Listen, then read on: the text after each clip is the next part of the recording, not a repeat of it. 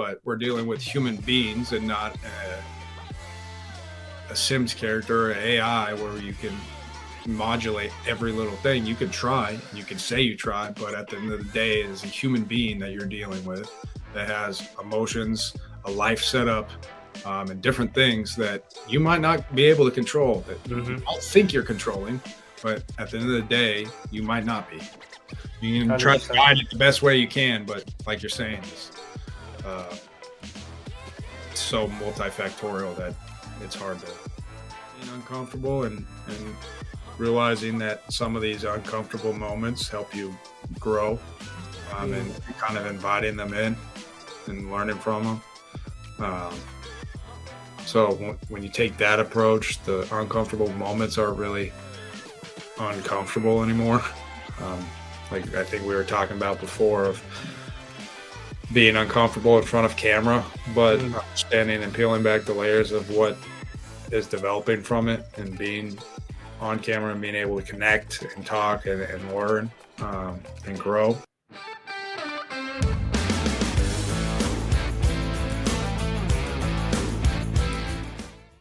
Hello and welcome back to PA Chalk Up. Today we have Brandon. You're good. Thanks for having me on. It's all good. So we've kind of been speaking off cam, and I've kind of expressed how wild your life has been, and you kind of see that as normal, but I don't think it's normal. So if you just give us a little breakdown of what you've done and how you got here. Yeah, it's a bit of a convoluted path, if you will. Some say it's wild. I might say convoluted. I grew up in the Pacific Northwest, so I'm an Oregonian through and through, but kind of have dotted the map since leaving Oregon in full time, I guess, in 2017-ish. But went to the University of Oregon for undergrad. I can't speak of that program there for human physiology high enough. Was a practice player for basketball there. And then I also did Olympic weightlifting while I was there. And that kind of curtailed into some post-grad stuff of trying to make an Olympic team. And so I was in the Olympic hopeful pipeline, per se, of trying to make an Olympic team in either bobsled or rugby or wherever they decided to stick transfer athletes. And then since those sports don't necessarily make money, still trying to develop a professional career doing something else that wasn't me being an athlete. So worked in some smaller clinics, both in Oregon and then at the Adidas location, they have an Exos. So it's a little bit of a blend of elite and then general population. So I was doing both of those things at the same time. And then moved to California to work at a biomechanics lab, working with different running gaits and jump metrics and what have you. And then went to the University of Arizona, worked at the University of Arizona for a while. And then a job opportunity opened up with the Indiana Pacers, and then spent, give or take, however you define it, of roughly 3 seasons with the Indiana Pacers, because the COVID year was thrown in there. So we lived in the bubble in Disney World for a bit. And then now I'm entering my 3rd season with the Washington Nationals. So wearing a lot of hats of strength and conditioning, sports science, biomechanics, what have you. And that's kind of the bridge version, but I wouldn't be where I'm at today if I didn't get to learn from a lot of great minds along the way, and picking up tidbits from here and there, and letting them imprint on me, and kind of having in my own style and approach to developing athletes and humans from a holistic standpoint, and getting them to better interact with their environment that they're in. So a bridge of my recent life. How was the process of coaching during COVID for you? Well, initially it was really weird because the whole league shut down. And it was kind of a weird process of not knowing what to do. Initially, we got to stay in market or stay in your city, kind of mandate or order from the teams or the league. And then that didn't really hold on too long, and people just kind of scattered. So then we started to do training sessions on Zoom, and then trying to get equipment to players or set up stuff to be sent to them, either from team budget or them setting them their personal space up. And then as that kind of curtailed, there was news that there was going to be a bubble in Disney World, and so the ramping up for that, both the G League and the NBA, both played the season, the remainder of the season, or the entire season the actual COVID bubble. You couldn't leave. They had masked up the whole time, tested daily. This was before the vaccine at the time, so Oh, it was a heightened security. We got there, had to quarantine in a Disney hotel room. And granted, the grand scheme of things, it was not that bad, but when you're going through it, it's kind of annoying. So there's yeah. different I mean, that's challenges for so, going through that time during COVID of training. So being high cognizant of all yeah, the little things. yeah. So take us back to your sporting career. You've mentioned that you did basketball, bobsled, um, rugby sevens. Like, how did that process? How did it all start for you? Well, I've loved human movement, so I guess I tried to emulate a lot of movement growing up. Um, I won a state title in Olympic weightlifting, so that kind of sparked the interest of kind of Um, trying to continue a little of that. And then played a lot of high level basketball all growing up. And so that kind of continued at the U of O, trying to make nationals in weightlifting, and then contribute as a practice player in basketball.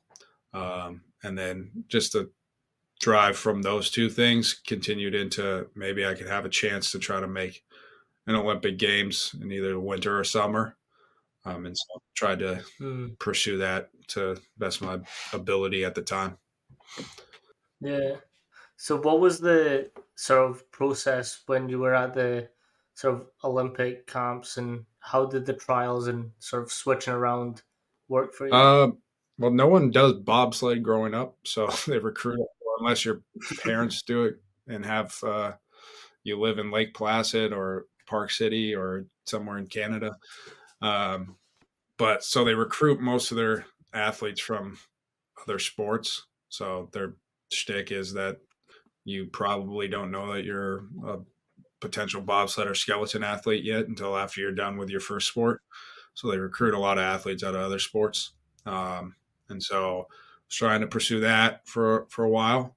And then the next Olympic hopeful like pipeline development pipeline, rugby sevens was also in there, and then a couple other sports as well, cycling and whatnot. But they asked me if I wanted to go try and develop for that, and so I was like, yeah, there's a little bit more thinking if you're just fast or not and can slide down the ice versus now you can Mm, outthink someone, because rugby sevens is similar to running a fast break on basketball, so it's a little bit more dynamic.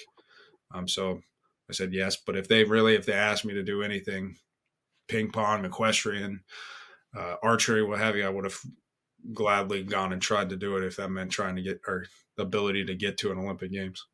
yeah, I mean, to me, that's like it sounds so sick just being able to like bounce between sports and sort of try a little bit of everything. With the sports that you tried, what was like your best and favorite part about it? Well, the thing about bouncing between sports, because there's at the root of a large amount of sports, there's a fundamental backing of athleticism. So a lot of that can transfer Mm, sport to sport, and you can see it in high level leagues, which players are playing predominantly off athleticism versus a mix of skill or purely skill or a mix of all three. And so the athleticism portion is not going to last forever. So players mm, that were athletic at one time figured out how to play the game. So the athleticism, in a large respect, gets you in the door. So that portion is fun to understand at the rudimentary level of the transfer of sports. So being good at just rudimentary movement. What was the second half of your question? Sorry. and just essentially, like, what was your favorite part about being in these different sports? I like competitiveness. I like that portion. So being Mm. able to compete and get better every day, and compete against either your competition that you're friends with and trying to kick ass daily, Mm. and make each other better. How important was strength and conditioning with these different I sports? think it's well for me it's vital because I had to squeeze out every last ounce of potential I had. So strength and conditioning was necessary, and being the background I had, it made it a little bit easier for me to try to break down and compartmentalize different aspects of what would make me better and not waste my time on Mm. X, Y, and Z just because tradition says to do X, Y, and Z. Yeah. So when did that love for strength and conditioning sort of start growing, and you made that switch between athlete and now wanting to pursue strength and conditioning? Um, I think it's just been a love for the process of getting better. And strength and conditioning was a part of Mm. the holistic development. If I was an athlete, the holistic development of myself, but now as a um, on the other side, I can help develop athletes per se to try to reach their potential, whatever that may be.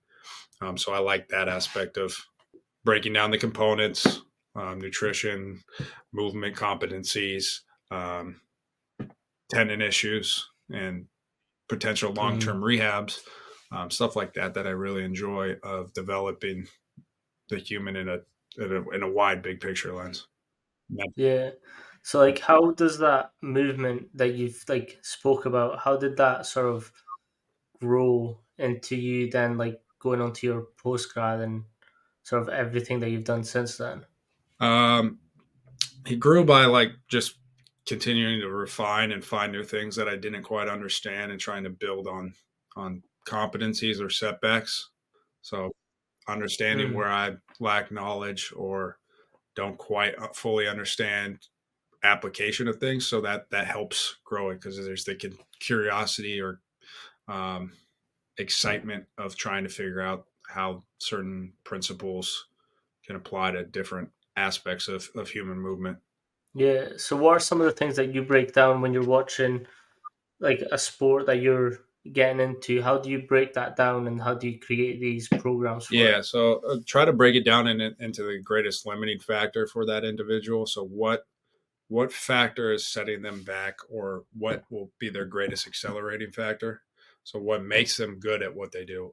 If you look at it from like an NBA lens or a baseball lens, joining a team and year joining somebody that's at year 5 of them in the NBA. Well, something got them to the NBA that was already that they're really good at. Same Mm. for if you're joining an MLB team and that athletes has already been there for a long time. Something already got them there. So let's figure out what that is, and you generally will know, and break that even further down into parts of how we can either maintain this or progress this a little bit, and then find the other things that could be their most detrimental, weakest link factor that will affect the things that they're really good at.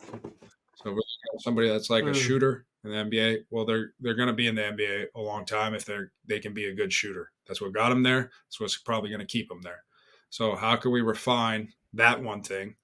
Let's not spend time and waste excess amount of time making them an ISO dribble drive guy because that's not going to be them. You're just wasting time. You might get Mm. some residual benefits of conditioning out of it, but that's really not what your goal is. So try to find what their greatest limiting or accelerating factor is, and then be able to watch film and gather metrics of data that will help you make a better informed decision on that thing.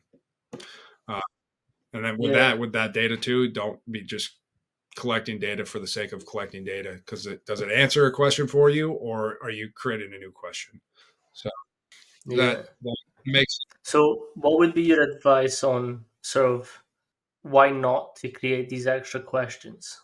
uh, because you want to answer the questions that you already have. So if there's a question that helps move the needle for you that you don't already have, then yeah, you can create a new question, but don't just create a question for the sake of creating a new question that doesn't solve a problem that you're facing with data at least, Yeah. or in strength conditioning as well. Yeah. Yeah, it's that principle of don't fix what's not Yeah. broken. But being able to answer some of the questions of whatever your team is facing or the individual in the sake of data or sports science Mm. collection. Don't just try to present a new question because another team down the road's doing it and it looks cool on social media or what have you. Being able to answer a question that you're directly facing that makes your player or your team better. That's focus on those things first. Yeah. So have you seen an impact of these like new social media S&C posts and what your athletes are sort of coming in and speaking about? I was actually talking about this the other day. I think it's kind of hard for maybe some coaches or practitioners coming up that may not have a filter or lens for Mm. discerning bullshit. Uh, I was going to say you're allowed to swear. because it there's a lot of stuff out there that looks good, but if you don't have the lens of like this this is actually bullshit at the end.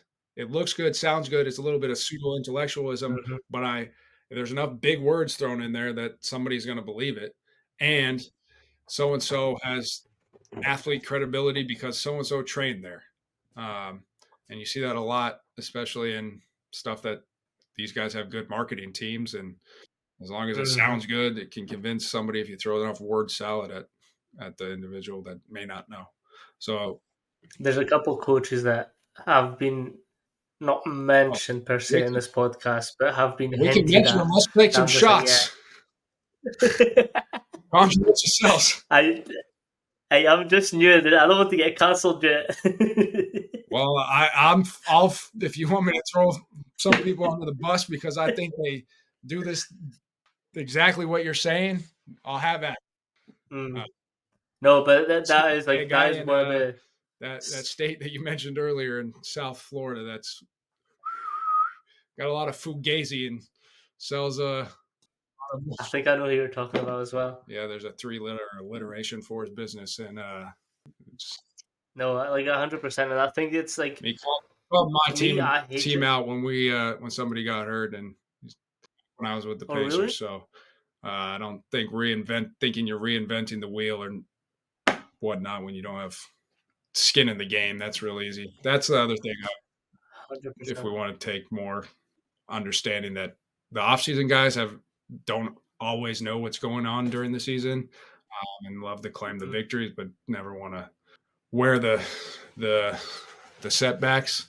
Um, and that's Can you briefly talk uh, about what happened? not quite knowing all the parameters that go into what's the greatest limiting factor. How do you deal with X, Y, and Z um, variables? Because the textbook says one thing, that's great, but you just have to adjust for all these variable change and be adaptable to a myriad of different types of variable change throughout a season in any sport. Hmm. So Like a lot of injuries happen non-contact, and it's something it or contact. Like you can't control yeah, those. That's the thing. You can never control. You can help create a sort of armor around it, but you can yeah, never stop them. So like these they're injuries are going so to happen, but it's just. multifactorial, and there's so many factors Mm, into it. And in a vacuum, you can control all of them, but we're dealing with human beings and not a Sims character or AI where you can modulate every little thing. You can try and you can say you try, but at the end of the day, it is a human being that you're dealing with that has emotions, a life setup, and different things that you might not be able to control that you might think you're controlling, mm-hmm, but at the end of the day, you might not be. You can try to guide it the best way you can, 100%. but like you're saying, is uh, so multifactorial that it's hard to fully. One of the, I think it was Coach Mark that said this, but he essentially said that an athlete, like if we look at an athlete's life and then we measure it by percentages, S&C is maybe 10% of that. And we need to sort of build enough sort of armor around for the 90% that they can Yeah, fuck up. So we're just a little limiting factor that can help. But at the end of the day, like we don't know if they go into it with their girlfriends, their moms and dads. You can't Yeah, control that. especially at the collegiate level, because the pro level is a little bit different, because what you're describing is now you get to be around that individual a little bit, actually a significantly more amount than the collegiate level. So you can, if you do have a good enough rapport and relationship, which you hopefully do, um, start to influence and sway some of those decisions to build that armor Mhm. per se that you're saying. Versus collegiate, depending on what sport you're working with, you might only see them for 50 minutes twice a week. So yeah, it is a small snippet of trying to implement change at the collegiate level versus other levels. 100%. How do you go about building these rapports and sort of create buy-in with your athletes? uh, I think the prior sport background for myself helped, Mm. and kind of get your foot in the door for in the in the greater terms of this.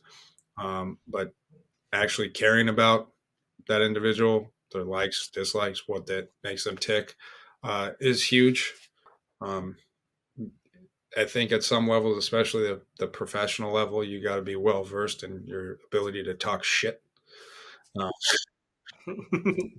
really helps. 100%. And I don't quite think that like certain doctorate, like physical therapy programs, understand the nuance of that in a team setting, or the just educational programs or undergrad or masters, what Mm. have you, because getting that is a building rapport tactic or avenue of being able to talk shit and get shit talked back by them. 100%.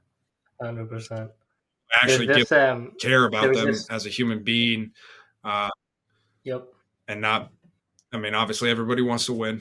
We want to win every game. Our goal is to win a championship, and get each and every player to progress in their career. However, um, I'm more concerned with how they are as human beings, Hmm. because that They're human drives beings me at as the end well. of the day. 100%. There's this story that, and like this is on talking shit to players. There was this player at UW who, like me and we weren't in the same rack as like he wasn't under my rack, but we were just sort of like in talking distance with each other.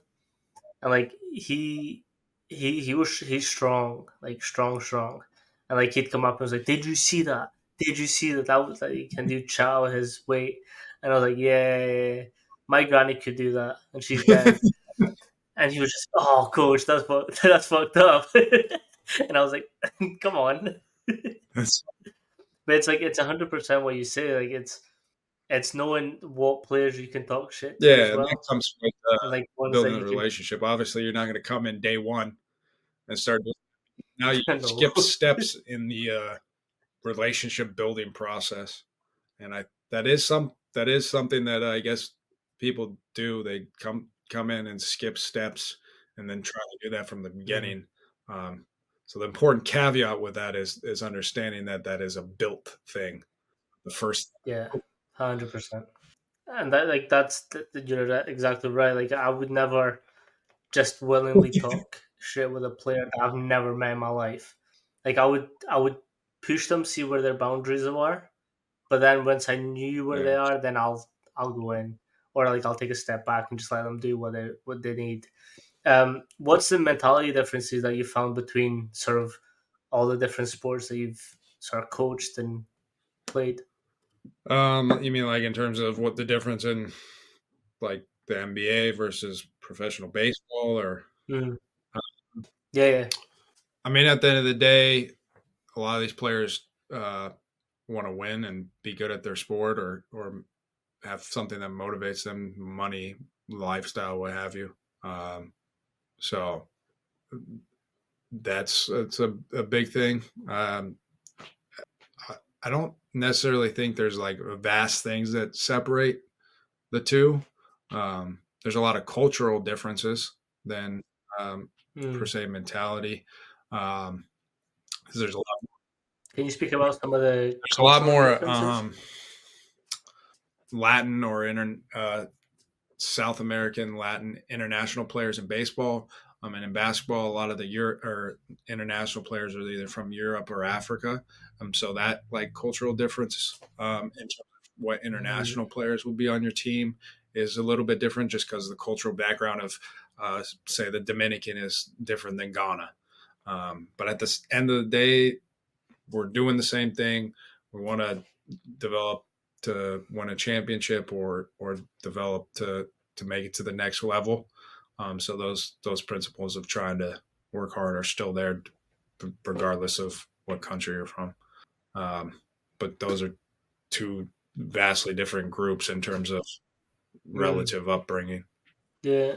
So, like, how many different sort of culturally different aspects do you have to consider when building up these programs? I mean, you kind of consider it, but I also don't necessarily consider changing it based on the fact that you were born in Venezuela versus born Mm. in Serbia. Um, if that makes sense, they're based on physical Yeah. traits of anthropometrics and the greatest limiting factor to that player and how they interact with their environment. So that's more so.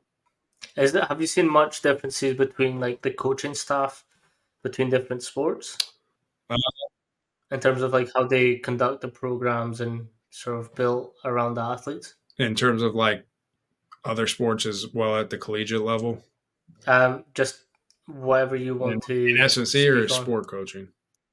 Sport coaching, and then we'll go into S&C. Um, well, at the collegiate level, it's very like the sport coach or the head coach definitely runs the program, and at least the places I've been at the pro level, it's a very integrated approach where everyone's obviously the head coach has the main say, but you're a more integrated system of doing things cohesively, rather than just kind of just being told, um, if Mm. that makes sense.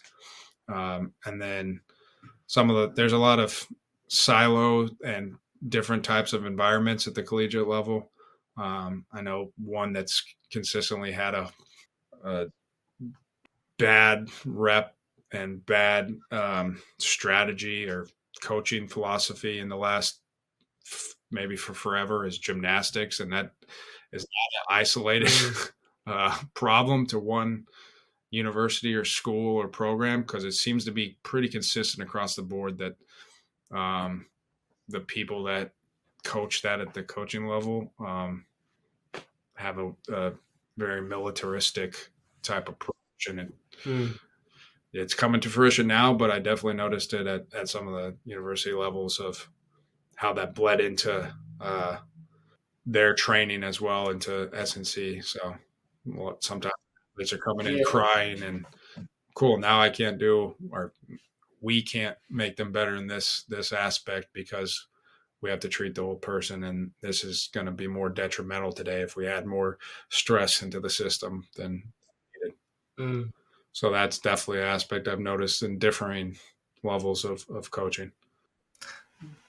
What aspects do you see now changing about the gymnastics culture and how that's getting coached? I don't quite know how much it's changing now in terms of, other than the news reports of some of the stuff that I had seen prior, and then stuff with USM Gymnastics or other or universities having athletes come out about different things of abusive Mm. conduct, or the way that they're being coached. I think there was a thing at the University of Utah, and some of the stuff we had at the U of A was interesting approach as well. I don't want to speak to the same what was happening in Mm. Utah, but it definitely wasn't a healthy, uh, Favorable.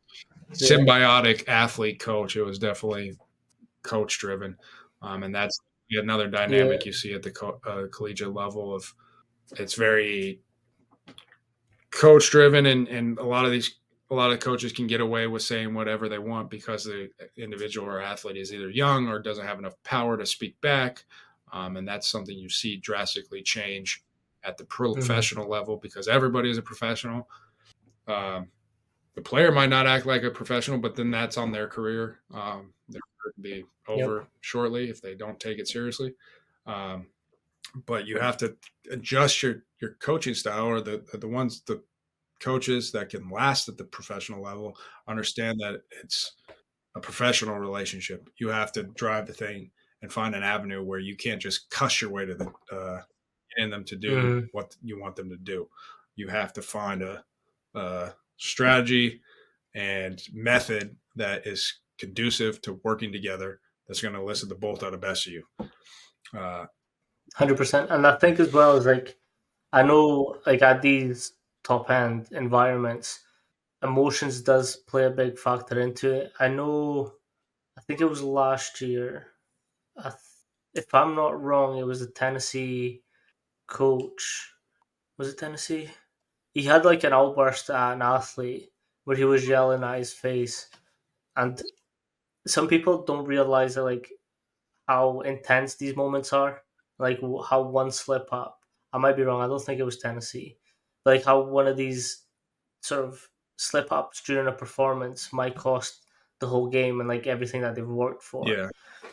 Like, but I also don't think it's right to scream and yell at an athlete's face Yes.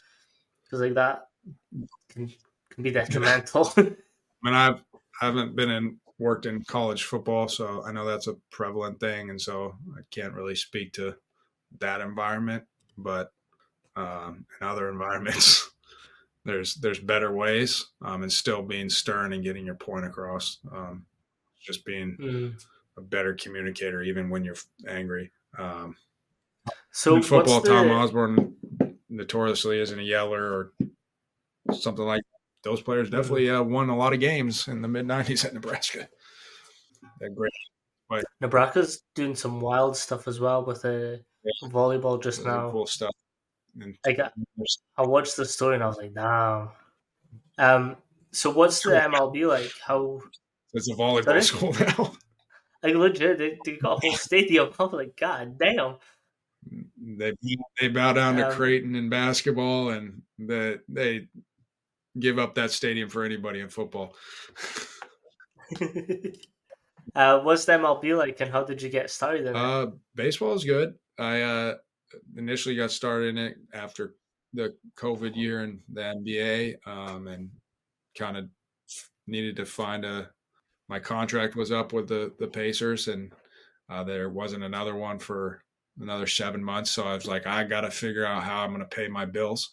So I started interviewing Mm. elsewhere, and then found the Washington Nationals, and that department there, and Gabe Torres and whatnot, really felt like home, and people I could trust and grow with. Uh, so that's Mm. kind of why I chose them over some other organizations. Not to say those other organizations weren't reputable or had good people working there, but um, him and Shane Hill are real big reasons that I chose to come to the Mm. Nationals. Um, What was it that they done particularly that made you feel at home? they they felt like they cared um, about me as a person, and were curious and an ability to get better at what they were doing, day in and day out, Mm. and were an easy group to be around and talk to, and further develop and grow. So can't say enough good things about those two Yeah. What's your guys day to there. day But look like? What's your day to day look like? during the season, depends on if we're on the road or at home. If we're at home, um, have players come in for either for treatments, and then lifts. Um, and then we have a lot of downtime. So in basketball, you probably do for 3 hours of work in 3 or 4 hours. And in baseball, you do about 3 or 4 hours of work and stretch that into 10 or 12 hours.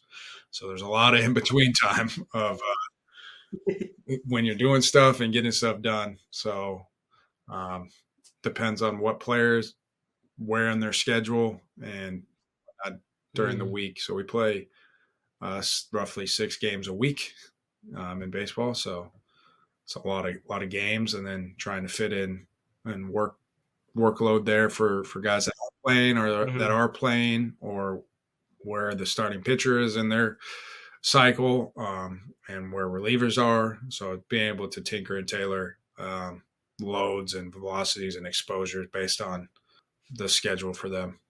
Yeah, that's something that I kind of wanted you to get into is because, like you said, games are six times a week. How do you prepare athletes for that, and how do you keep them healthy and going throughout the whole season? So if we think about baseball as a high work capacity demand for a whole day, is trying to keep that capacity high and have their chronic level up here, so you're not spiking really high or dipping too low. Mm. So being able to have the exposures of, hey, we need hamstrings per se, or running exposure at this velocity is what your max is. We need to have some exposure to that every week and every X amount of days. On, say, if we're working a 9-day rolling average of chronic workload ratios. Uh, Yeah, can you sort of explain what chronic yeah, load so is? chronic workload would be the total workload that you're experienced over X amount of days, and the acute would be the average. I mean, see, the chronic is the average. The acute would be the spike that you might see, or Mm. the low dip. And that's a workload that you're exposed to. That being all the external and internal factors. Obviously, you can't really account for every external factor, and there's not really a great way to measure it. There's indirect ways, but um, Mm. the external workloads of measuring that, either GPS or tonnage, from workloads in the weight room, or just total distance covered in the outfield or in on the field per se, um, or total swings, and all that encompassing into a whole workload. And then being able to take that ratio once you have enough data, or that metric once you have enough data, and analyze it into a figure of acute to chronic, the day, and then the Mm. over X amount of days of whatever you set your chronic to. So if you set it to 9, that'd be the chronic days, and then the acute would be that one day. And then you can set thresholds of ability of, if you go over threshold, and being able to tinker that however you guys see fit, per se. The ultimate goal is to keep the Mm. athlete on the field, and not overwork them or underwork them. Just finding that Yeah. sweet spot. Yeah. So, what kind of metrics do you specifically look at during the week for these players? For a while, I was looking at catapult data. Mm. Hawkeye started measuring in-game data, so I can look at velocity exposures or running exposures. So top velocity is a big one. Being able to analyze if they're getting exposure, and how much of it, and then top speed, and then looking at some velocity-based training metrics to adjust certain in-game, or sorry, in lift, uh, Mm. intra-session Yeah. lifting, and then I have the bilateral force plates from Vald. So looking at counter and Mm. adjusting from there, and kind of longitudinally tracking it, and then day to day stuff, That's actually one company that I kind as of well. recently got in. And then Sorry? handheld dynamometers as well, but that's more so not a day to day thing. It's a benchmark, or point. Yeah. That's actually the force plates is something that I've been recently getting into.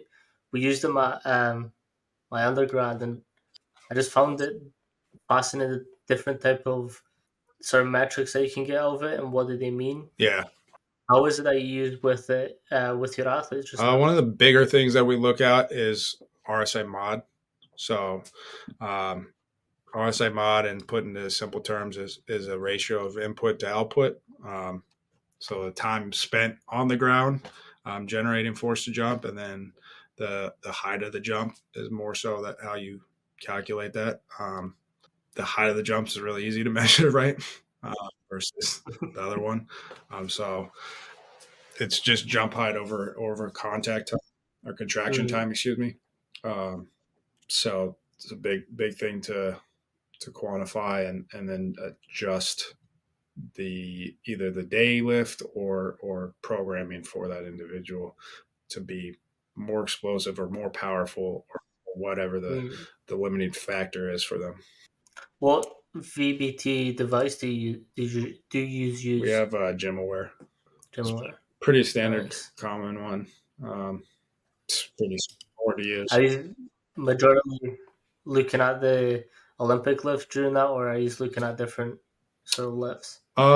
Anything that I could use in terms of like a French contrast or post activation potentiation for the heavy lift gets used.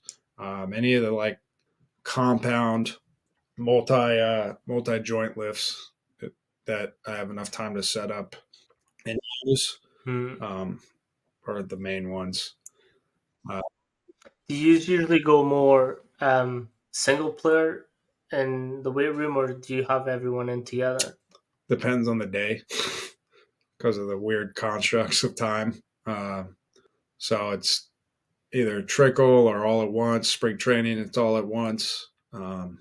During the season, it's a couple players from each position group, or there'll be different set times. But ideally, if they can all come at once, but sometimes you have to do like a longitudinal rehab with somebody coming back from like a Tommy John Mm, or um, some short acute injury that they're being built back up.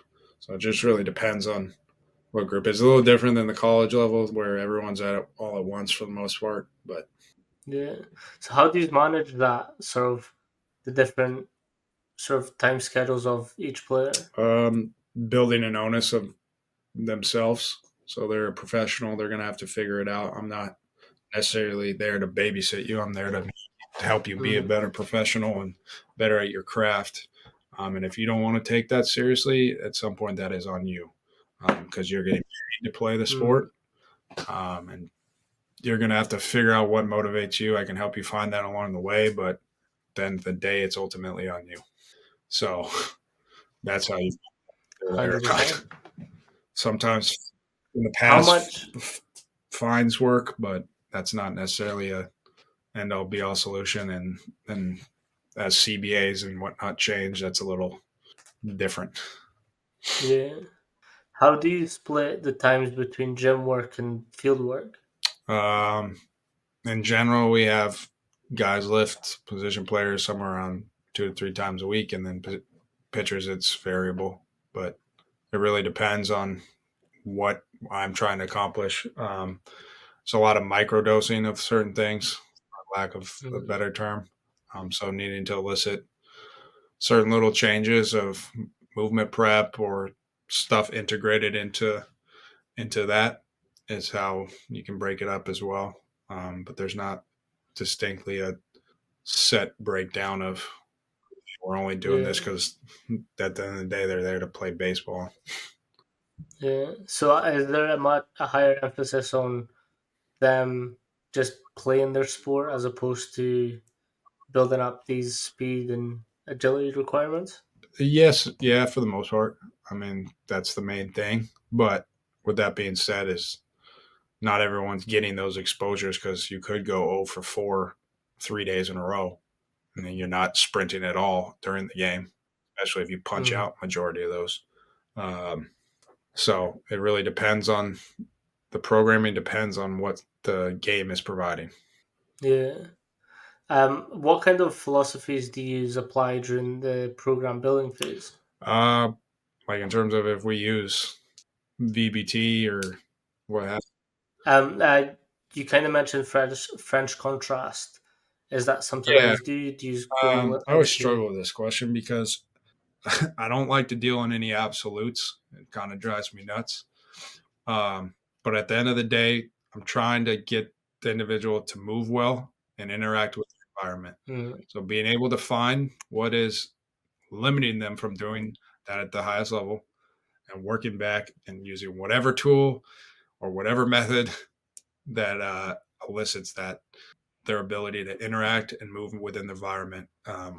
Sounds cliche. I'm not trying to build bodybuilders or power lifters, but if that person needs X, Y, and Z that falls under bodybuilding or powerlifting, we might use that. So that's mm, my philosophy of using all tools at my disposal, and not trying to rule out any one method, but being able to have that individual move well within their environment and then hit all the things that help stabilize, make them mobile, and make them strong within various planes. Mm. That's So you're more of a principle type where it's just like you pick things that work best for that individual sort of yeah, situation. Yeah. No, I think that's like the best thing you can do because each sort of philosophy of training has good and bad parts yeah, about it. So it's like trying to pick these like little gems that each provide and how can you build up this whole program based on a solid movement based sort of approach. Because like at the end of the day, like we're not sports coaches. We're not going to get them to swing better. We're there to build everything else around it so that they have the capacity to do that. yeah. And I mean, even at the pro level, depending on your integration with your team and how well you know the sport or do certain stuff within the sport, whether it's basketball or baseball, you might actually do that, and be able to break down the swing mechanics of here's where you're not getting on plane. Here's Okay. where I can take that from their movement capacity. Now that you can be a little bit better on plane from a movement perspective, that doesn't mean pitch selection or Mm. why you're swinging at a slider in the other box, or pitches in the dirt. That's a little bit different. But from the movement and biomechanics side, those are things you definitely can work on and develop. Um, and then as Yeah. well in basketball, when I was working in the NBA, because I played basketball growing up, you'd end up practicing with rehabs and long term rehab players, or getting thrown into other practices. Um, and if it's in a one on one rehab type setting, playing is part of it. So knowing what makes them good at that, and helping refine that portion. So being able to break down and actually watch it with your eyes Mm. rather than just data on a data set. So how important for you was being an athlete at a high level, now getting to coach at a high level? I think it goes back to that your question prior of building relationships, because you kind of know what some of the stuff they've gone through. Granted, it's not in baseball, it's not in the same sport, but it's in a different Mm. avenue of trying to achieve a high athletic goal. So it helps find common ground and understand certain nuances, and still in baseball being athletic relative to the players you're around too, Mm. which is always nice. Yeah. What's some of the sort of mistakes that you've made that you wish you could go back and do something different? Oh man, I mean, there's always a learning opportunity from those. Um, It's yeah. a loaded question. So I mean, sometimes you wish you would have known more, in trying to Mm. help players be more robust, and not be so exposed to potential risk factors. Um, Sometimes I think if I went back, I would have. I hate to say like appreciate it more, because I definitely tried to appreciate it Mm. while I was going through it. But some of the like times you're going through the lower levels and you're not making as much money and you're doing it for experience, enjoying that even though it's a struggle. Um, there's probably just change of perspective. I think with one of the Yeah.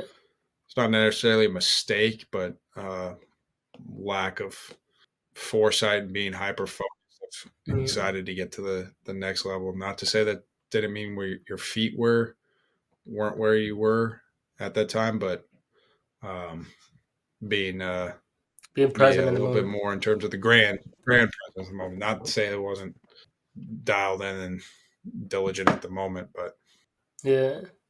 What's one coach that sort of shaped your way of coaching and how you present yourself in the weight room? um, I've thought about this a lot. I don't think I can have just one. Hey, shout them all out. Um, there's a guy named Dennis Kiley, or DK, that shaped like how I was in high school. He helped formulate, a lot of the beginnings for me, as well as my high school group was close with Coach Radcliffe at Oregon, and so some of his presence, Mm. and then seeing him when I was at Oregon coaching, um, or him coaching the athletes and whatnot around me as well, um, helped formulate the presence I kind of seem to carry, of not being ultra rah rah. I'm not a big like not a college football strength coach where I'm going to go butt heads with people wearing helmets. Uh, Coach Mark Davis at Oregon helped kind of uh, further that as well. And then some of the ones in the Olympic development pipeline, and then getting to work under Jim Crumpos and that staff there, helped formulate some of the approach that I took to group setting, Mm. and then working with Sean Wendell and Andy in Indiana uh, helped as well. Those kind of all formulated, and I know I'm missing a lot, but if I didn't if I forgot to mention some, I'm sorry. What was like the biggest lesson that you've learned going through all these sort of experiences and coaches? Be adaptable. Um, that's probably the biggest thing. Um, know that you can learn from anywhere, and education doesn't necessarily need to be formal.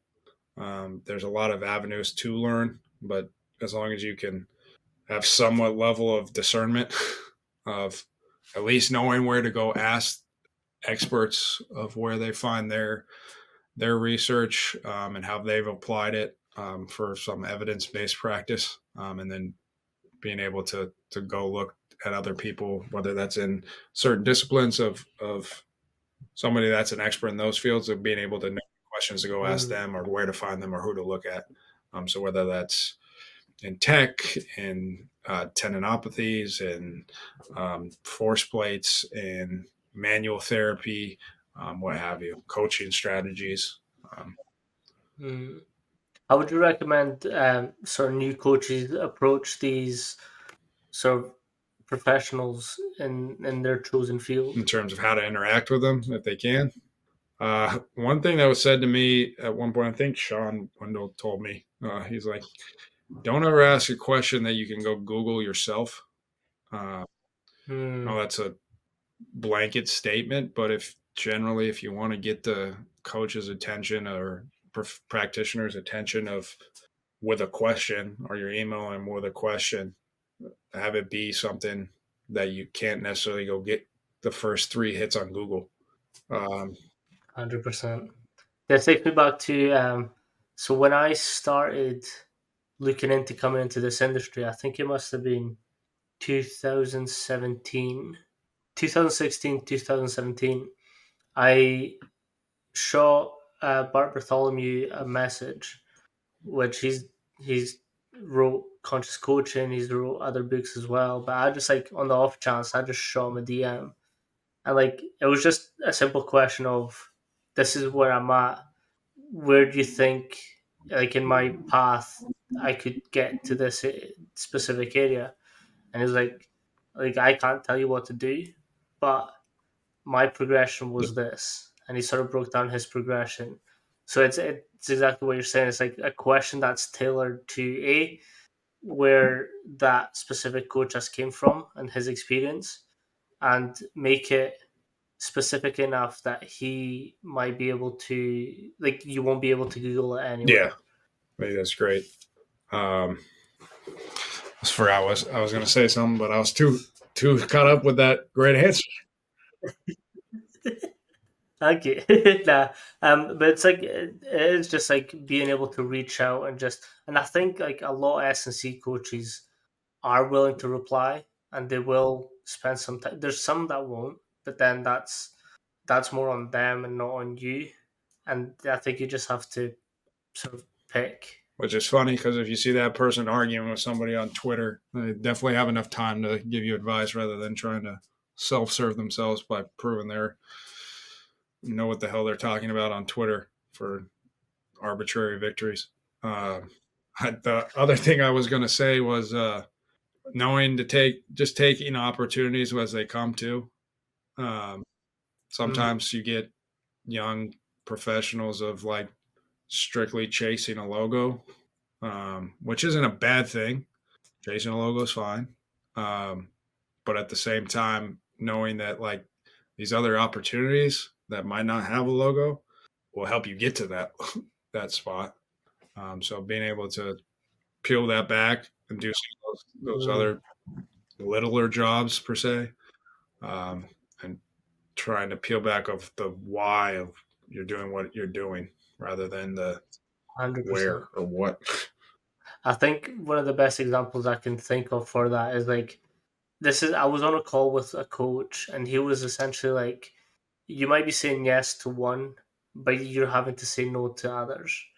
And that sort of speaks about like you might be chasing that logo, but you could have actually probably learned more and had more contact time with athletes, had more one-to-one interactions with head coaches, like other professionals in the industry by taking a less desirable position.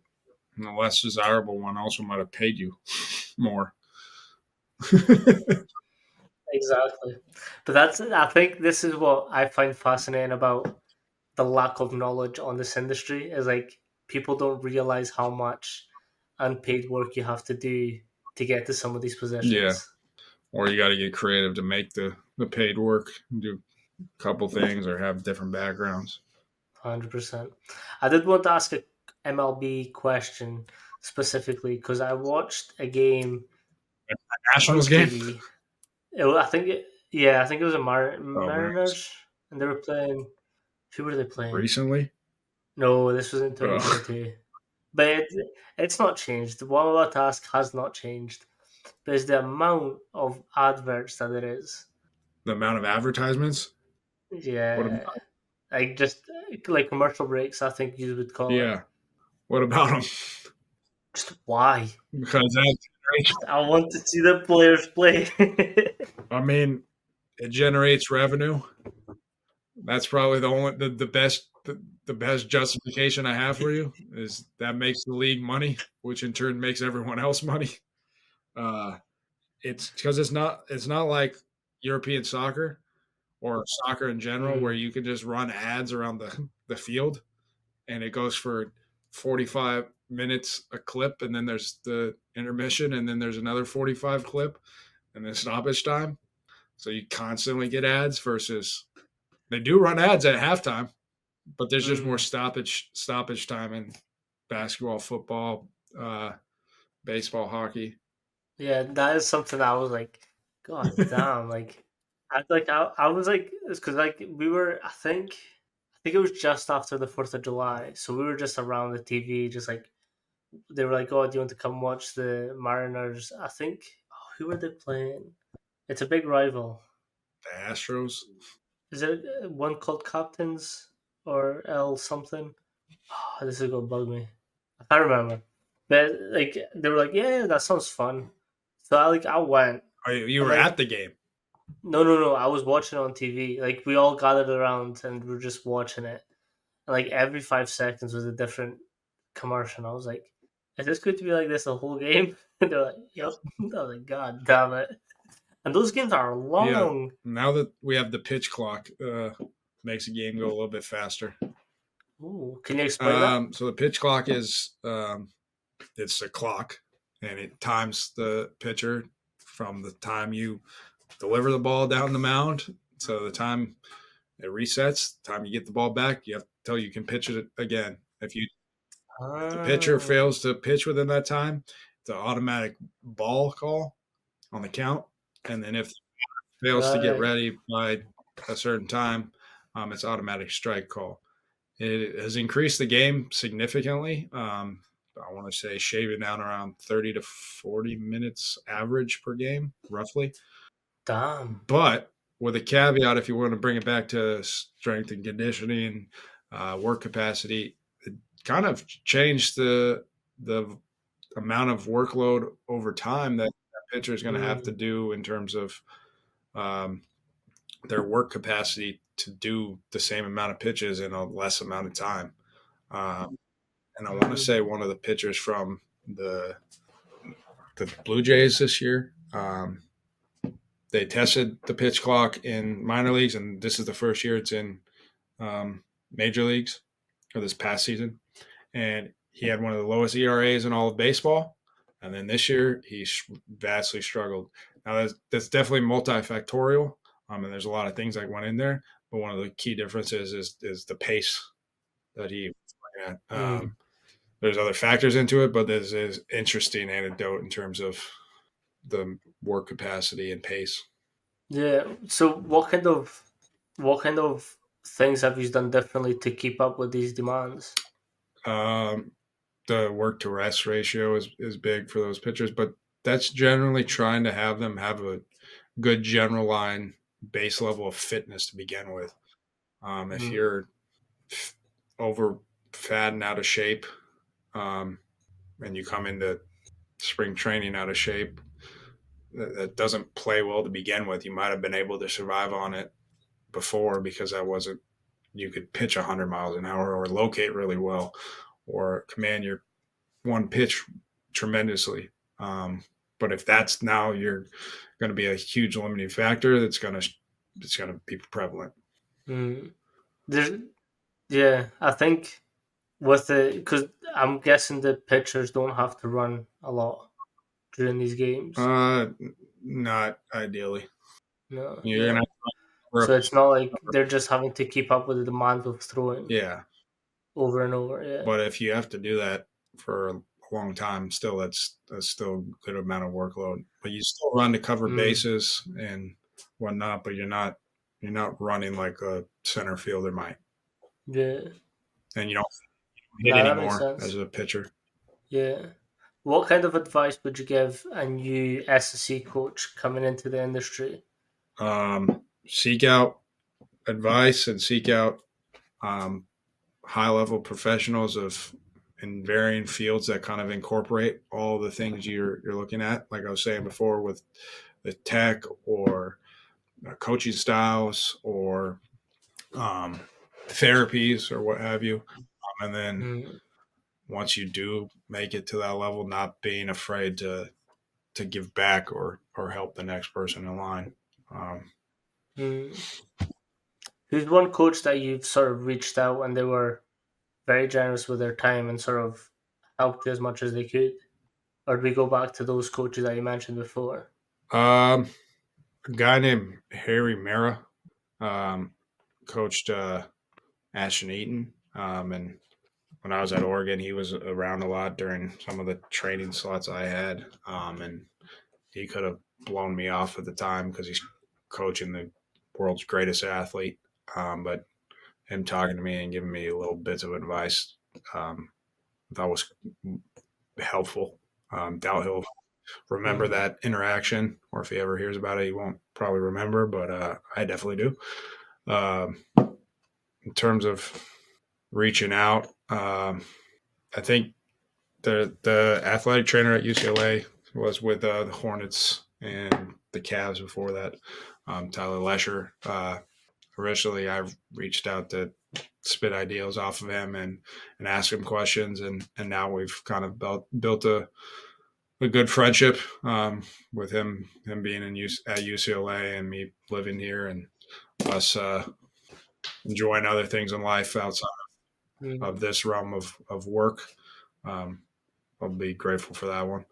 How important is that for you having something outside of sort of S&C and coaching? Well, as you said before, alluded to before, the colorful background and convoluted background, I have a lot of interests outside of this, so I like a lot of different things. I'm curious. I think that's probably the main crux is just curious about the complexities of life. So I like to travel.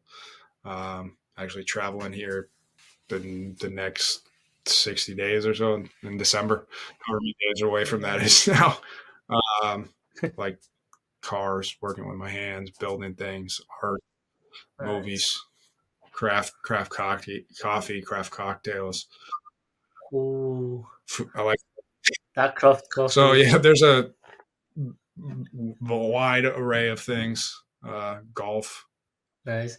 The only person I play golf with is my brother, and that's because me and him talk shit the whole course. We went out a couple days ago. It was wet and it was like sludgy, and they were like, "Yeah." I was like, "Bro, what have you got me into?" And he's like, "Yeah, it's going to get drier. It's going to get drier. I promise." We get to like the fifth hole. It's like worsening, and I'm just like, "It's going to get better, is it?" Yeah. I That grew up was in some of the Oregon, more so I tame know days. that rain, sludge, nasty weather that comes in the winter. Hmm. But yeah, How was that? How was Oregon for you? the state or the school. The school. I loved it. I'm a duck through and through. Um, I got my master's from Georgetown. It doesn't quite. It's not. It's not home. It's not where I played sports. My dad played football there, so it was a family type thing. Um, it just I'm a duck. None of that Washington Husky. Go Ducks. Good dogs. I had Facility. Nima Our in facilities are better. Thailand. We Facilities had are better. Italian marble in the showers. We were the first to really do sports med complex like we did. Mm. Uh, they put it in as I was leaving. The weight room has the hardest hardwood in the world in the platforms. I'm sounding like a pitch man. Like I'm, the thing that I've I'm been in the speaking damn about, and athletic Hall of Fame and at the University of Arizona, and I'm pitching Oregon here. I watched the video where they were like having a walk through their football facility, and I was like, God damn it! Like that is next level. Like I'm a dog, but Our like basketball arena was nice. I'll I'll give that to Our them. floor is a little. I loved our floor, but one of my friends that was with the Pacers, he seemed to hate it because he got an over back call when he was playing us there. That's what you get, my guy. Deep in the trees, deep in the woods. What was your like favorite sporting moment at Oregon and Arizona? At Arizona or at Oregon? Both. I'm trying to think of one at Arizona. Um, some of the teams I worked with the they made the College World Series of baseball and softball, so Um, that was cool.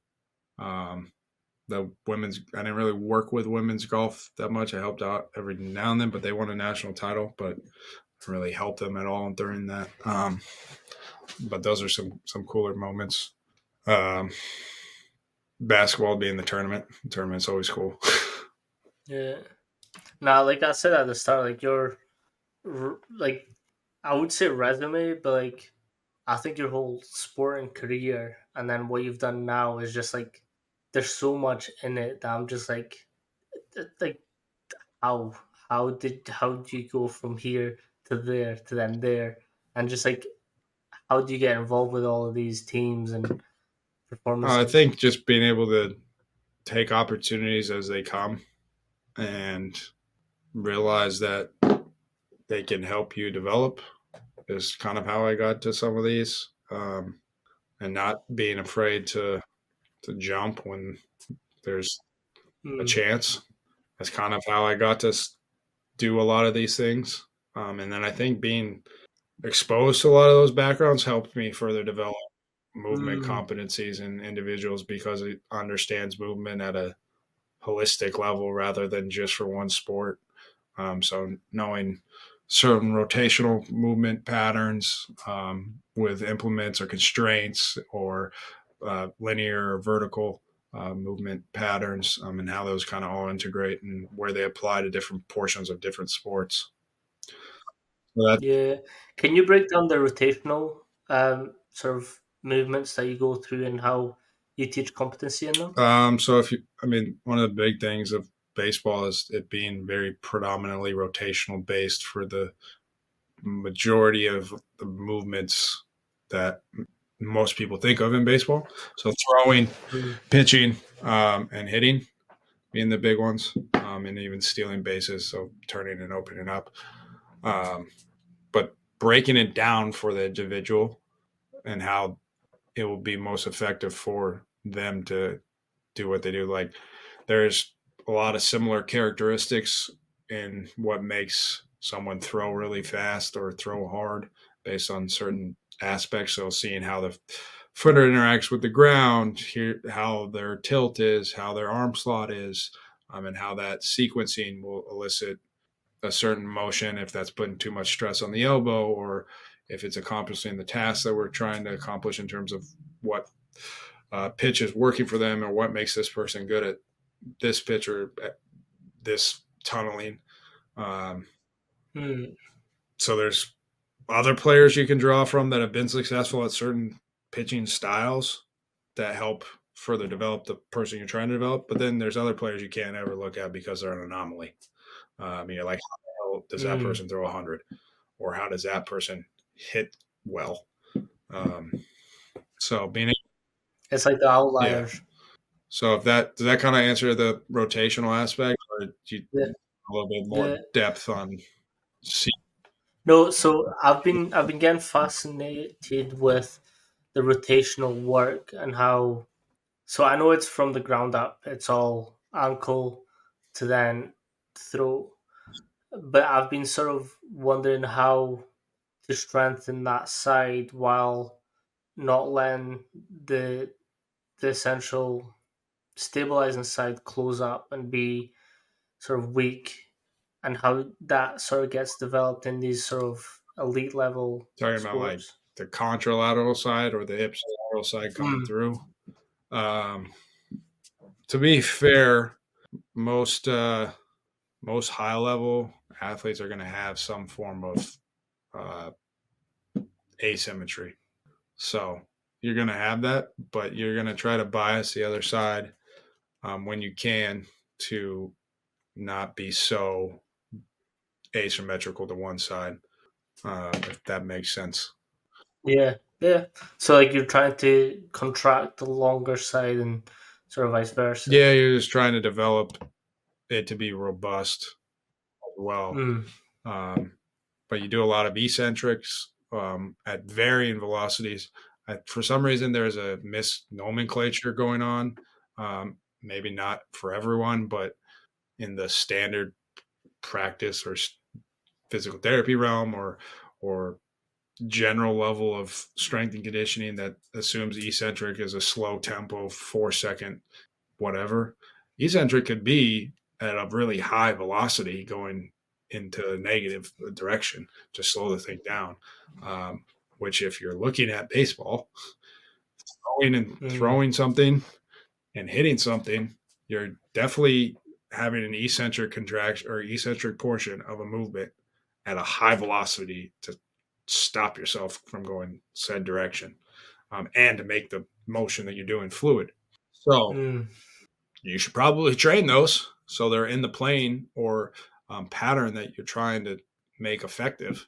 So that's the big thing Mm. of finding ways of constraints and constraint led approach to have that motor programming of each and every day or session turn into a motor learning of the neural pathway to develop that Mm-hmm.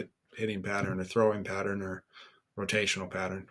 100%. Have you had any chances to look at the K box? Yeah. Uh, Yeah. yeah. What's your thoughts? One of my, I think it's a K box. One of my good buddies down in Miami as well, or Miami Lakes, said he uses it in his facility. But I like it. It's good. There's a weird lag on it sometimes, but I like the inertial unit. Yeah. Um, I like. There's another company. They should probably give me a little tidbit if they ever hear it. But Kabuki Strength it's from the Pacific Northwest. They developed something that's very similar, and it's cheaper, I believe. And they have the one that it goes on the rack, and you get the pulley, and it does the same similar thing. I don't know if they sell it yet, but they definitely have it. The Is it mad this one? scientist himself. No, that's the transformer bar that basically allows you to put the weight in any vector that elicits a front squat or a back squat based on where the line of Yeah, gravity and force go with that. trying to see. What if any, or what's your thoughts on fascia Fascia training. and training fascia? Yeah. So that's funny. I was prepping a post about fascial slings actually today. Uh, Oh, let's go. uh, Big on it as well for it being a tool in the toolbox of understanding how people move through space. One of Mm, the big things I think with that, there's a couple understandings of it. One being that's probably the first. It is one of the first things that gets restricted in movement when you have a dehydrated individual, because of the ability for it to harness and store water. It is definitely a thing that gets restricted per se, for lack of a better scientific description, uh, with dehydration. That being said, that can compound on itself and make more restrictions with in movement. So as you start to train some of these slings and fascial lines, they'll become better at movement through those ranges that you're either shoving it through at the beginning or forcing it through and then loading it through in various velocities and loading parameters. mm. So, what's your sort of take on loading fascia, and how would you go about doing it? Um, Being able to load it in different vectors with different types of tools. So um, bands are great at it, kettlebells, things that are free loading, water bags, use a lot of water bags. And Mm, with that being said, the water bags add another element or another level of perturbations or varying accommodation and resistance. So being able to integrate more proprioception along with getting into certain fascial slings and fascial movements are big. that's something I've sort of wanted to try, but I've not gotten the chance to. Is the water bags? What sort of results have you seen by using them? Um, Better neural pathways to achieve tasks. So being able to write and correct tasks to get the same desired outcome. Uh, because if Mm, you look at a motor learning standpoint of a principle, you often can take a different initial path to get the desired result. I think one of the age old ones of in every textbook for the last 60 to 100 years is the hammer, where they mm, saw the blacksmith swinging the hammer and they draw the pathway. Well, his arm swing, if it's increased degrees of freedom, has a they had varying different paths. He got to hitting the same nail or same piece of metal over and over again, and that kind of goes to this principle of what we're saying. So adding those perturbations in is kind of changing where you're getting feedback and where you need to adjust to achieve the same outcome or mm. get to the same arm slot tunneling point at a more manner Yeah, or hitting or shooting. yeah. For people who don't quite know what a water bag is and how it sort of functions, how would you break it down? Uh, so think of a med ball or a tube filled with air. It's like a balloon. So they have a ball aspect, has the handles, and it's filled with water and air. So it's not you can make it heavy, but it's tremendous. It's not tremendously heavy, but it is based on similar to what you're showing with the flywheel of inertia. So you're throwing an object in a given direction or moving it in a given direction. Well, just like um, Newton's laws say that water's still moving. Once you stop Mm, it, that water's still moving until it hits the other force of the side of the ball, and then it's going to have some slosh effect. So it's going to throw and provide different feedback, and they make them in ball forms, tube forms, and you can add different resistance. It's just another tool in the tool bag of abilities to use mm. stuff to make a more robust athlete. Yeah, it's the sort of working on those stabilizing muscles and how engaging they can get and stabilize as quickly as possible.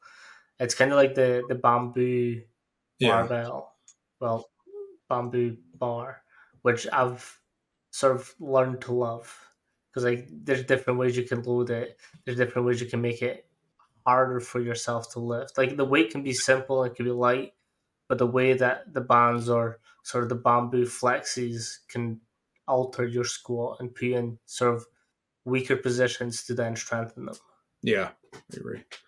I think if we go back to some of the stuff with the off season guys as well, is some of those people skip the step because of hard bag stuff and Mm, this stuff is more sexy on Instagram and it sells better, and they skip the base building fundamental movement patterns. How can we make this individual stronger or have this general base of fitness, and then try to go to some of these stuff that's more refinement rather than in the base, because you can't it's a shoot a funnel cannon out approach. of a canoe, Mm. and conversely, you can't shoot a BB gun off an aircraft carrier. So you need both developments.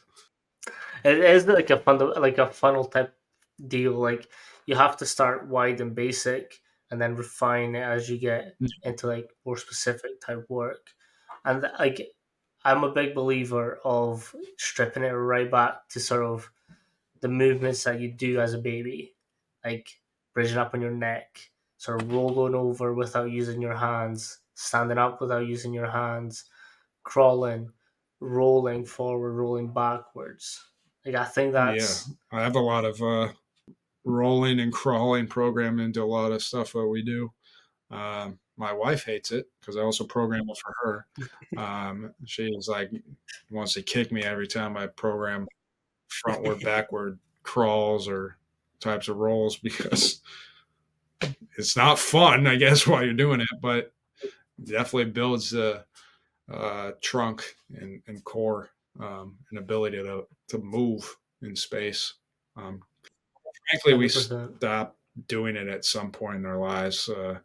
Like you're saying, babies crawl and kids climb trees and have all these movement competencies that we kind of just stop doing. And then we exist in a linear forward, backward motion. And a lot of people just do bodybuilding and never are going to do a show, but go play kickball again and then Hmm. wonder why they break in half.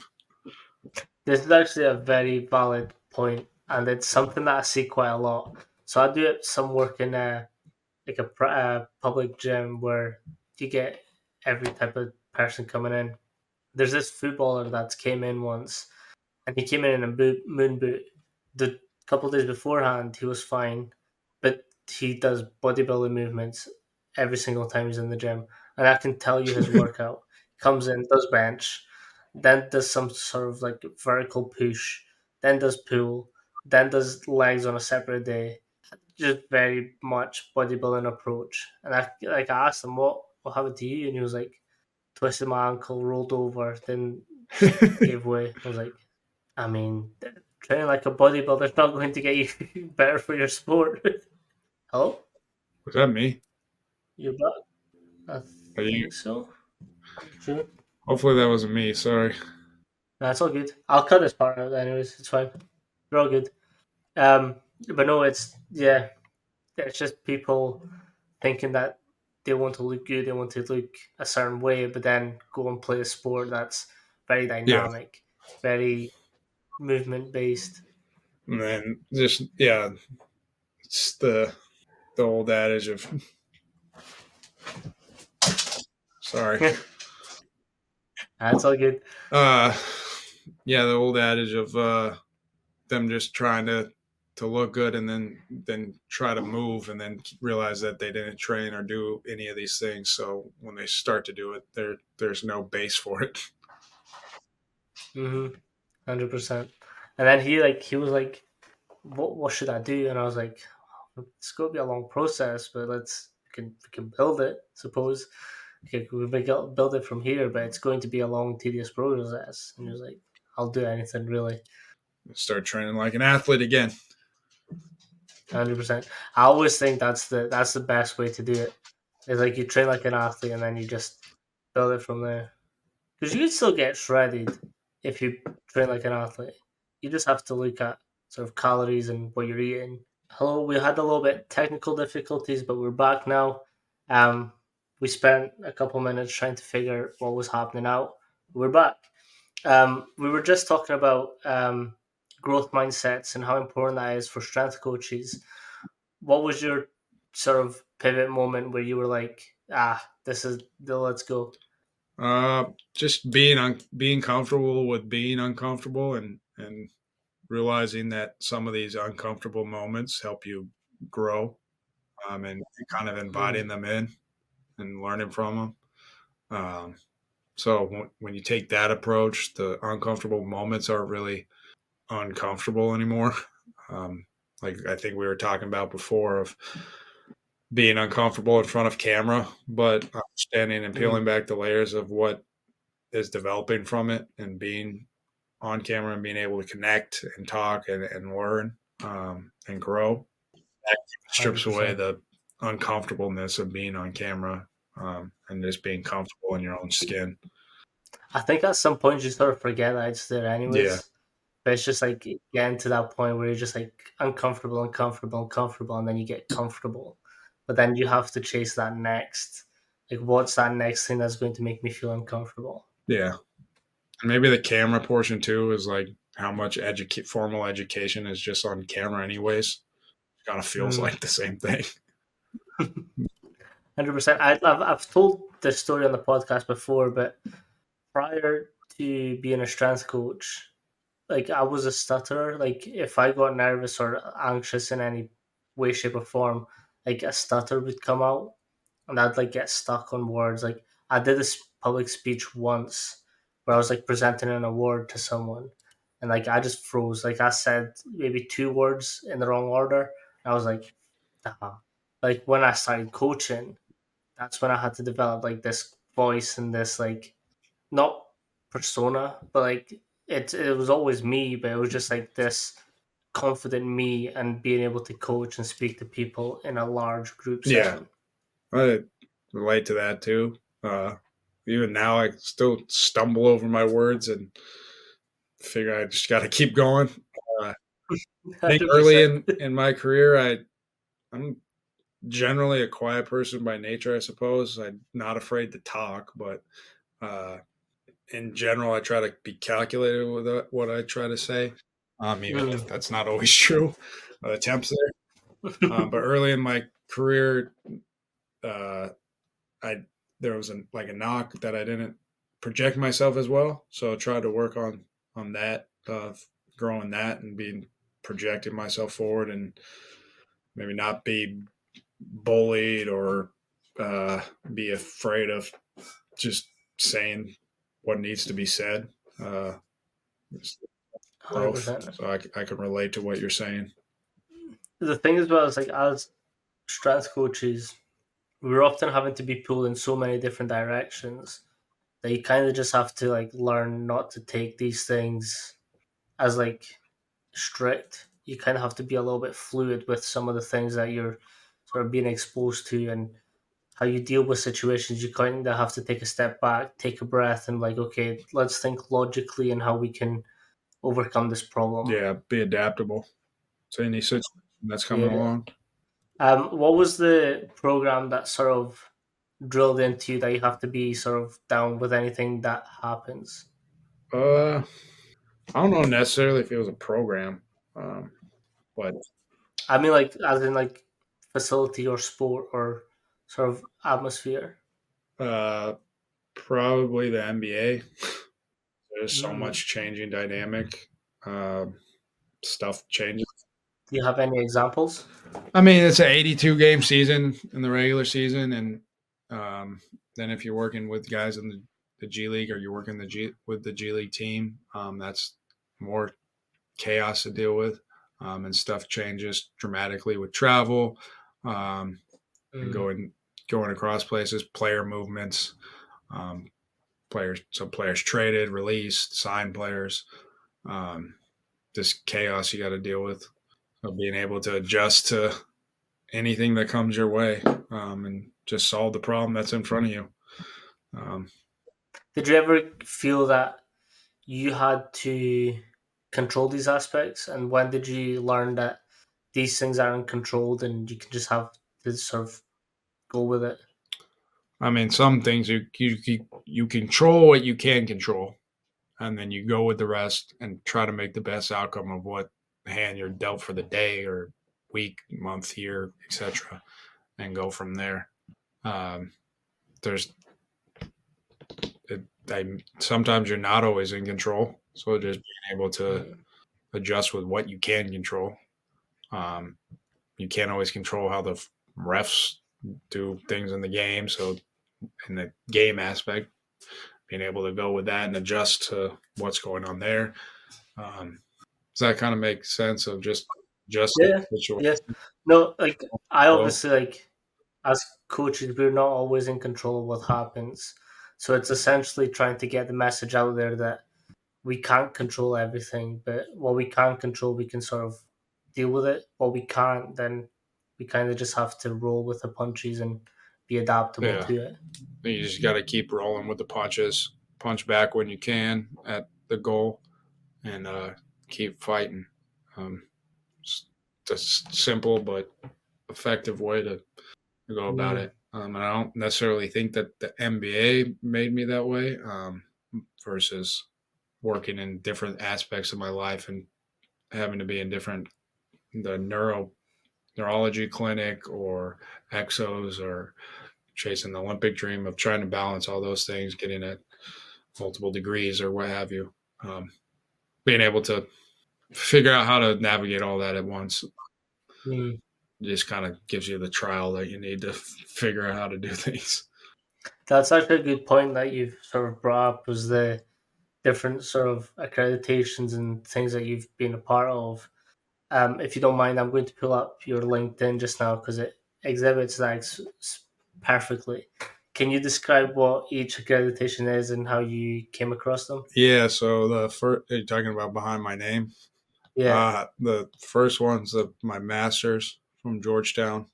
The second one is the registered strength and conditioning coach from the NSCA, and the second one is the same thing, but the registered demarcation means that you're, I think, the minimum of 2 years is the thing that you get of working in Mm, professional or collegiate sports. Uh, the XPS is the Axos Performance Specialist, um, and then the PES is the Performance Enhancement Specialist. And the APC is the a good community of professionals led by Ramsey, who's at Kansas now. He was at in Sacramento when I was with the Pacers, and now he's at Kansas, and he leads a great cohort of people to kind of bridge the gap and understand well the nuance in a structured educational format, mm, and then develops a community. And a lot of the I think it's great for especially like ATCs, DPTs, and other practitioners that are either refreshing or have never been exposed to what the hell it means to program for athletes in a pro setting or college setting or a setting that the dynamic and you need to be adaptable and the dynamic changes all the time. Um, mm. so I don't think, from my understanding, a lot of DPT programs even talk about what appropriate programming looks like and how it changes on a chaos continuum, how certain Mm-hmm. things change. You can't do everything by 2 by 10, period. I don't, and then 100%. you have to take evidence based practice of what literature says and apply it to how things might look for this individual and take what the best evidence practice is. But you have to understand the velocities of movement, the vectors of movement, and how that interacts with what that athlete needs to do and what makes them good.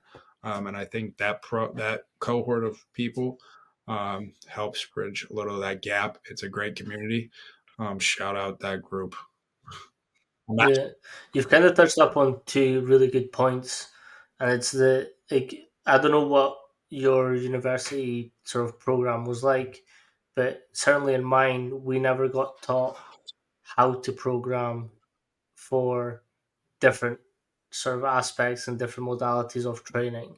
We were sort of just told these are some exercises, these are some program sort of philosophies and based methods.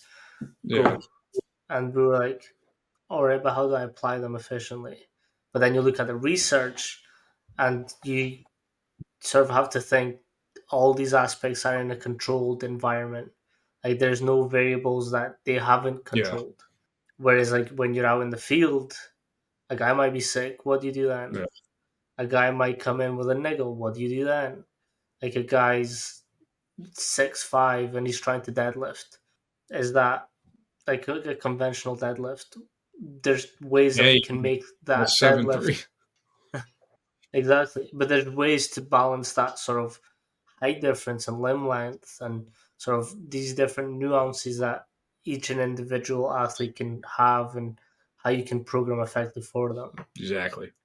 Because not everything's going to look like 1960s Russia programming, where a lot of that initially came out of, or sorry, Soviet Union at the time. No, but it's crazy how a lot of coaches just take a one size fits all approach to every program, but then they don't think about these nuances between sports, athletes. I do a lot of research on female athletes and how the menstrual cycle can play a big role into their performance.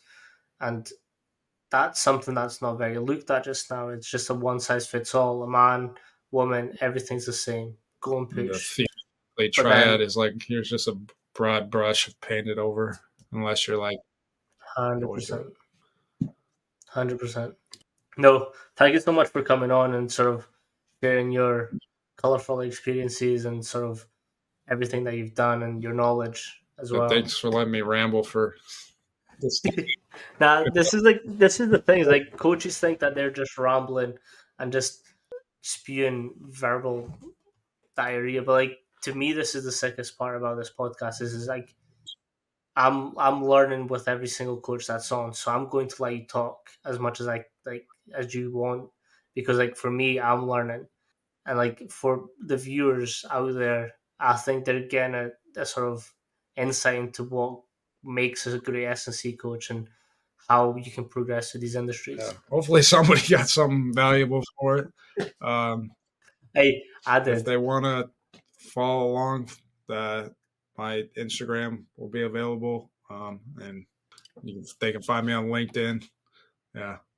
Is there anything else that you sort of want to plug and make sure that people either follow you on or message you with any You questions message me that on they, Instagram. they I have? try to be pretty responsive at time uh, when I can.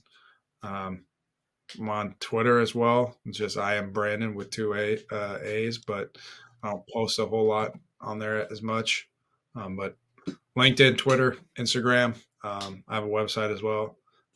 Be our performance collective, and the Be Resilient Health Collective as well. Um, the Health Collective website will be up soon, and that is um, more my wife's side of um, naturopathic medicine.